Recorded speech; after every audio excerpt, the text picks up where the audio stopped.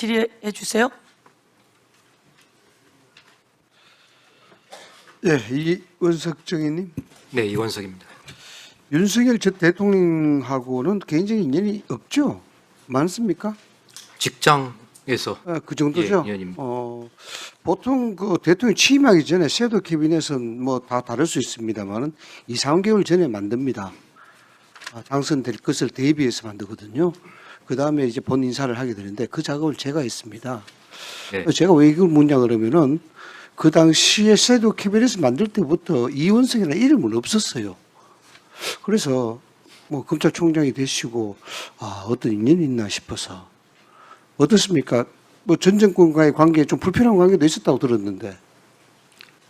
저는 총장 검사로 일하면서 누구 라인이었던 적도 없고 제가 라인을 만든 적도 없습니다. 네. 그리고 개인적인 인연을 검찰에서 있을 때 개인적인 인연을 누구하고도 따로 만들어 본 적이 없습니다.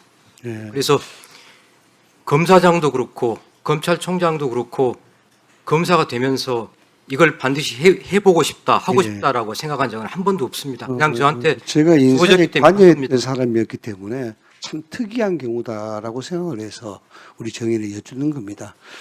마무리로 말씀을 드릴 것 같으면 지금까지 쭉 그 얘기들을 들었습니다마는 인권 탄압에 대한 수사가 있었다.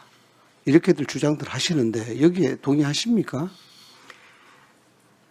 일을 하다 보면 아까 말씀드린 것처럼 실수도 하고 오류도 할 수 있을 수 있습니다. 그러나 그렇게 실수나 오류가 있으면 법원의 단계에서 증거 능력과 증명력으로 전부 배척이 됩니다. 검사가 그렇게 오류가 있으면 오히려 무죄 판결이 날 수밖에 없습니다. 법원에서 다 판단한다는 말씀이시죠? 그렇습니다. 제가 오늘 누누이 드리는 말씀은 오늘 나와 보니까 제가 좀 점점 시간이 지날수록 제가 이해할 수가 없는 것이 도대체 민간 사업자인 김만배, 남욱, 정영학의 배임도 조작 기소라는 말씀입니까? 도시개발공사의 유동규, 정민용의 기소도 조작 기소라는 말씀입니까? 아니면 성남시의 좋습니다. 정진상, 김용 이분에 대해서 조작 기소라는 말씀입니까? 오후로 저녁으로 들어갈수록 제가 점점 느끼는 것은 대장동 민간 사업자들의 변호인들이 여기에 참고인 증인으로 나와서 그분들의 변론을 하면서 항소심에서 무죄 판결 주장하는 이유들을 이야기하고 있습니다. 저는 오늘 이 자리가 이 대장동 일당들에 대한 배임, 1심에서 유죄 판결을 한 것도 조작 기소라고 하는 것인지 제가 점점 더 이해하기 어렵게 됩니다. 전체적으로 수사의 정당성이나 합법성에 대해서는 자신하신다는 말씀이시네요. 검사들이 증거와 법리만 쫓아갔을 것이라고 저는 신뢰합니다. 알겠습니다. 마치겠습니다. 그 검사들은 눈에 보이고 그 검사들의 조작 기소로 인해서 피해자들은 눈에 안 보입니까? 의원님, 이분들이 그러면 무죄 판결이라고 하시는 겁니까? 약한 실수.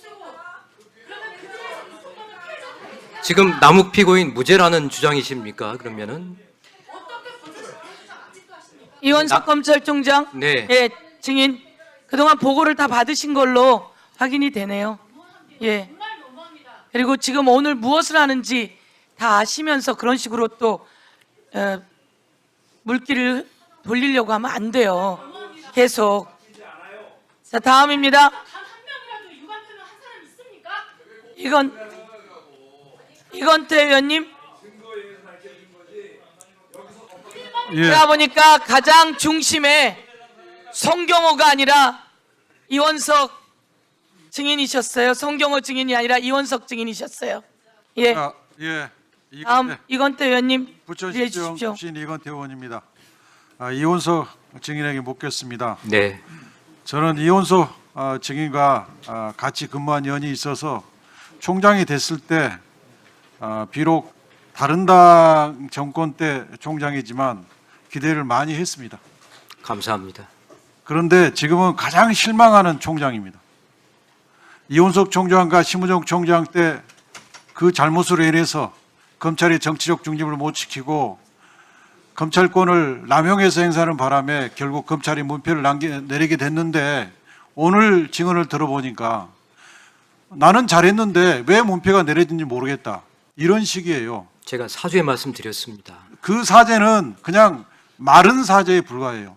깊이 있는 왜 검찰이 문패가 내리게 됐는지 거기에 대해서 깊은 성찰이 없는 것 같아요. 의원님, 제가 세상을 등지고 싶다는 말씀까지 드렸습니다. 그런 얘기 듣고 싶은 게 아닙니다. 지금 이원석 총장 개인 문제가 아니에요. 검찰이 문을 내렸잖아요. 이원석 총장 때 문을 내린 거예요. 그러면 왜 내 대해서 문을 내렸는지 성찰을 해야 될 거 아니에요.